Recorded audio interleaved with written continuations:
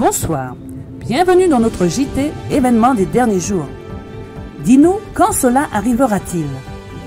Les disciples posent des questions au Christ à propos de son retour. Les paroles du Christ avaient été prononcées devant un grand nombre de personnes. Mais lorsqu'ils le trouvèrent seul, Pierre, Jean, Jacques et André vinrent auprès de lui, tandis qu'il était assis dans le mont des Oliviers. Dis-nous, lui demandèrent-ils, quand cela arrivera-t-il? Et quel sera le signe de ton avènement et de la fin du monde? Jésus ne répondit pas à ses disciples en distinguant entre la destruction de Jérusalem et le grand jour de son retour. Il mêla la description de ces deux événements. S'il avait révélé à ses disciples les événements à venir tels qu'il pouvait les contempler lui-même, il n'aurait pas pu en supporter l'annonce. Par pitié pour eux, il mêla la description des deux grandes crises, laissant aux disciples le soin de discerner la signification par eux-mêmes. Le moment du retour du Christ n'est pas connu. Nombre de personnes qui se disent adventistes ont tenté de fixer des dates. On a cessé de supputer de nouvelles dates de la venue du Christ, mais sans succès. La connaissance du moment précis du retour de notre Seigneur est déclarée hors de la portée des mortels. Même les anges qui exercent un ministère en faveur de ceux qui doivent hériter le salut ne connaissent ni le jour ni l'heure. Pour ce qui est du jour et de l'heure, personne ne connaît, ni les anges des cieux, ni le Fils, mais le Père seul. Nous ne pouvons connaître le moment précis, ni de l'effusion du Saint-Esprit, ni du retour du Christ. Pourquoi Dieu ne nous a-t-il pas donné cette connaissance? Parce que nous n'en ferions pas bon usage. Il en résulterait une situation qui retarderait grandement l'œuvre de Dieu dans la préparation de son peuple afin qu'il puisse subsister au jour qui vient bientôt. Nous ne devons pas vivre dans l'excitation que provoque le fait de fixer toujours des dates. Vous ne sauriez dire s'il viendra dans 1, 2 ou 5 années. Et vous ne pouvez pas non plus repousser sa venue en affirmant qu'il reste encore 10 ou 20 ans avant cet événement. Nous approchons du grand jour de Dieu. Les signes s'accomplissent et cependant, nous ne recevons aucun message qui nous indique le jour et l'heure de l'apparition du Christ. Le Seigneur, dans sa sagesse, nous a caché ce point afin que nous soyons toujours dans une attitude d'attente et de préparation en vue de la seconde venue de notre Seigneur Jésus-Christ sur les nuées. Le moment exact de la seconde venue du Fils de l'homme est le mystère de Dieu.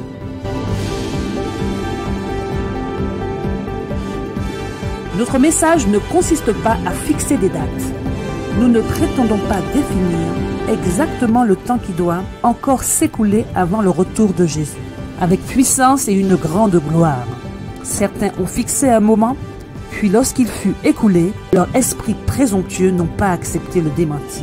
Mais ils se sont acharnés à fixer encore d'autres moments, et encore d'autres moments. Mais ces échecs répétés les ont signalés comme de faux prophètes. Dieu ne donne à aucun homme le message selon lequel il devait s'écouler 5 ans ou 10 ans ou 20 ans avant la fin de l'histoire de cette terre. Il ne donnera jamais à aucun être vivant un prétexte pour retarder sa préparation à son apparition.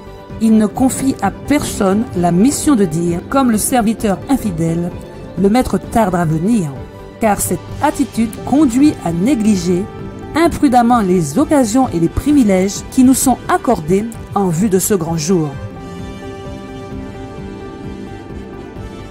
Fixer des dates conduit à l'incrédulité. C'est parce que ces dates ont été fixées sans cesse et sont passées en vain que le monde s'est encore plus endurci dans un état d'incroyance en ce qui concerne le prochain retour du Christ. On regarde avec dédain les échecs de ceux qui fixent des dates et les hommes ont été si déçus qu'ils se détournent de la vérité de la parole de Dieu selon laquelle la fin de toute chose est imminente. J'estime que frère E.P. Daniels a, d'une certaine façon, fixé une date en affirmant que le Seigneur reviendra dans les 5 prochaines années. Mais j'espère que nous ne donnons pas à l'extérieur l'impression que nous sommes des chrétiens acharnés à fixer des dates. Évitons de telles attitudes. Elles ne font pas de bien. Ne cherchons pas à obtenir un réveil sur une telle base.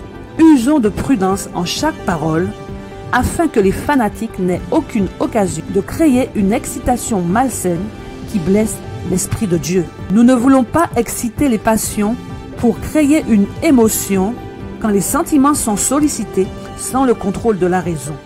J'estime que nous devons nous garder de tous côtés, car Satan est à l'œuvre et fait tout son possible pour nous tromper et nous séduire par des artifices capables de faire un tort considérable.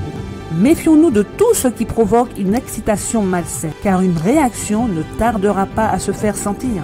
Des mouvements faux et fanatiques se manifesteront, toujours du fait de personnes de l'Église qui se déclareront conduites par Dieu. Il n'y a pas de prophétie au-delà de 1844.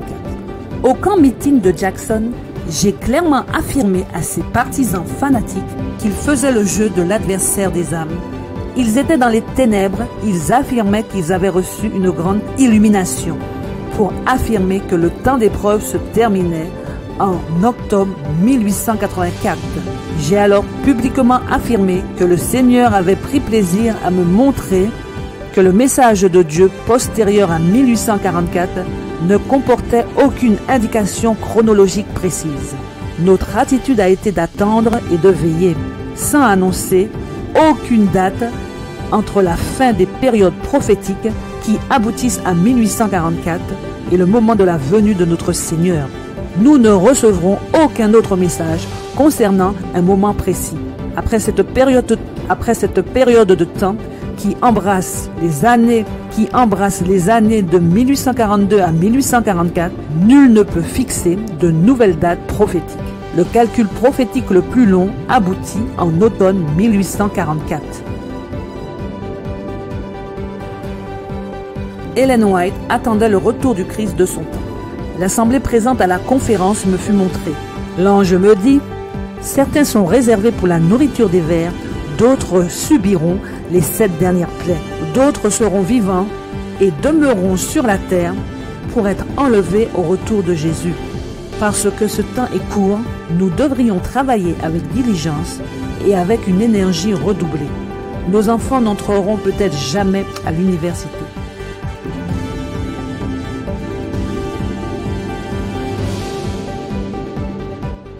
L'explication du délai prophétique. La longue nuit triste est éprouvante, mais le matin est retardé par la miséricorde divine. Car si le Maître revenait déjà, nombreux seraient ceux qu'il trouverait non préparés. Si les adventistes, après la grande déception de 1844, s'étaient fermement accrochés à leur foi, et s'ils avaient avancé ensemble sur le chemin ouvert par la providence divine, acceptant le message du troisième ange, et s'ils l'avaient proclamé au monde avec la puissance du Saint-Esprit, ils auraient vu le salut de Dieu, le Seigneur aurait travaillé puissamment par eux, l'œuvre aurait été achevée et le Christ serait déjà revenu pour donner sa récompense à son peuple. Ce n'était pas la volonté de Dieu que la venue du Christ soit ainsi retardée. Pendant 40 ans, l'incrédulité, les murmures et la rébellion ont éloigné l'ancien Israël de la terre de Canaan. Les mêmes péchés ont retardé l'entrée de l'Israël moderne dans la Canaan céleste. Les promesses de Dieu n'ont failli en aucun des deux cas. L'incrédulité, l'esprit du monde, le manque de consécration et les querelles au sein du peuple qui se réclame de Dieu nous ont retenus en ce monde de péché, de tristesse dans cette vallée de larmes. Si l'Église de Dieu avait accompli le travail qui lui a été assigné selon l'ordre de Dieu, le monde entier aurait déjà été averti et le Seigneur Jésus serait revenu sur notre terre avec puissance et une grande gloire. Les promesses de Dieu sont conditionnelles. Les anges de Dieu, dans leur message aux hommes, présentent le temps comme très court. C'est ainsi qu'il m'a toujours été présenté. Il est vrai que le temps s'est prolongé plus longtemps que nous ne le pensions au premier jour de ce message. Notre Sauveur n'est pas apparu aussitôt que nous l'avions espéré. Mais la parole de Dieu a-t-elle failli pour autant? Absolument pas. Nous devons nous souvenir que les promesses, tout aussi bien que les menaces de Dieu, sont conditionnelles. Nous devons peut-être rester sur cette terre à cause de l'insubordination manifestée il y a de nombreuses années, comme les enfants d'Israël. Mais pour l'amour du Christ, son peuple ne devrait pas accumuler péché sur péché en accusant Dieu d'être responsable de sa mauvaise façon d'agir.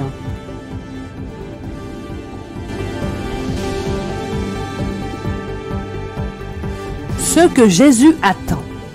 Le Christ languit de voir sa manifestation dans l'Église. Lorsque le caractère du Christ sera parfaitement reproduit dans son peuple, alors il viendra pour le réclamer comme le sien propre. C'est le privilège de tout chrétien, non seulement d'attendre, de hâter la venue de notre Seigneur Jésus-Christ. Si tous ceux qui portent son nom portaient du fruit à sa gloire, comme le monde serait vite ensemencé de la semence de l'Évangile, la dernière moisson serait vite récoltée et le Christ viendrait réunir le précieux grain. Il nous a donné le pouvoir, par notre coopération avec lui, de provoquer la fin de ce monde de misère.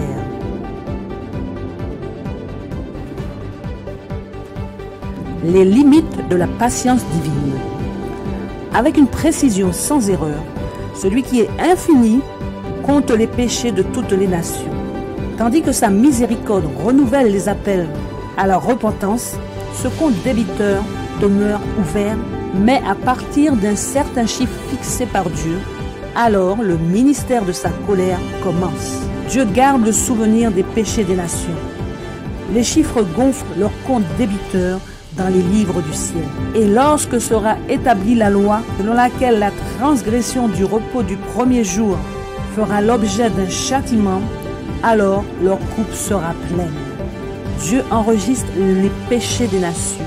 Quand viendra le temps où l'iniquité aura dépassé les bornes de la miséricorde divine fixée d'avance, la patience de Dieu s'épuisera. Lorsque la somme des péchés enregistrés dans les livres du ciel touchera à son comble, alors la colère de Dieu se déchaînera. Bien que la patience de Dieu supporte longtemps le transgresseur, il y a une limite que l'homme pécheur ne saurait dépasser. Lorsque cette limite ultime est atteinte, alors les offres de la grâce sont retirées. Et c'est le ministère de la justice qui commence. Le temps vient où dans leur fausseté et leur insolence, les hommes atteindront un degré de méchanceté que le Seigneur ne leur permettra pas de dépasser. Et ils apprendront alors que la patience de Jéhovah a des limites. Il y a une limite au-delà de laquelle les jugements de Jéhovah ne peuvent être retardés. La transgression a presque atteint sa limite. La transgression a presque atteint sa limite extrême. Le temps durera encore un peu jusqu'à ce que les habitants de la terre aient rempli la coupe d'iniquité, et c'est alors que la colère de Dieu, si longtemps retardée, s'éveillera, et ce pays de la lumière boira la coupe sans mélange de sa colère. La coupe d'iniquité est presque pleine, et la justice rétributive de Dieu est sur le point de descendre sur les coupables. La méchanceté des habitants de la terre a presque atteint le comble de l'iniquité. Cette terre est sur le point d'être abandonnée par Dieu au destructeur.